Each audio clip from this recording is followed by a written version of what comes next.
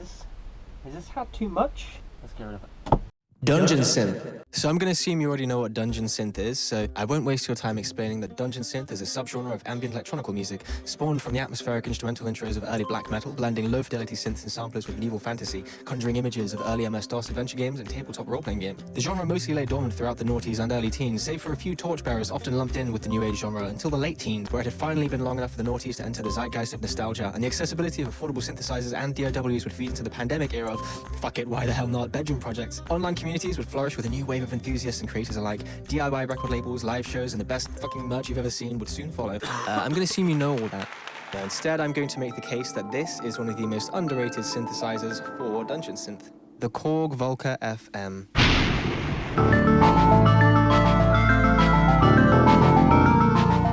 The Volca series were a lot of fun, originally releasing in 2014 for about £120 or so. These were meant to be an affordable way to begin or expand your synthesizer lineup.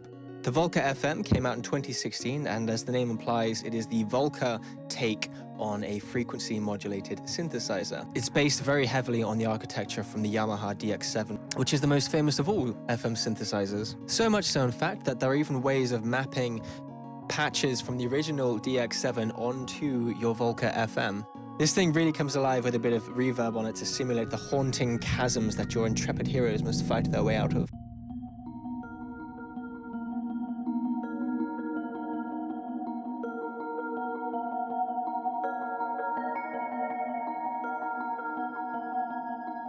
Flicking through the different programs on this thing, I'm immediately teleported back to the soundscapes of games like King's Quest and Ghosts and Goblins. It really runs the gamut of whimsy and otherworldliness. My favorite programs are the classical guitar for your plucked sounds, the horn ensemble for your cheesy heraldic fanfare,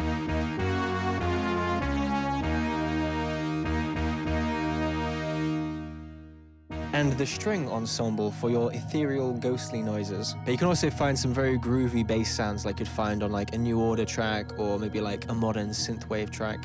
The first generation of Volca FMs only carried 3-note polyphony, and they did release a second generation one a few years ago that has up to 6-note polyphony at once. But I find working around the limitations of the Volca FM to be like a lot of good fun, so I'm in no hurry to upgrade. Anyway, I hope I've made a case as to why this synthesizer is the perfect companion for those long sessions of orb pondering. And here's future Harvey chiming in just to say thanks for watching if you're still watching. Just so you're aware, all of the music that you've been listening to throughout this video has been made by yours truly, and some of it is actually available online right now, so I'll include links in the description down below just so you can find whatever's available. I'll also include some links to the non-dungeon synth music I make, just in case you're interested in that too. Otherwise, I'm going to hand you back to past Harvey and he's going to say goodbye, okay? Okay.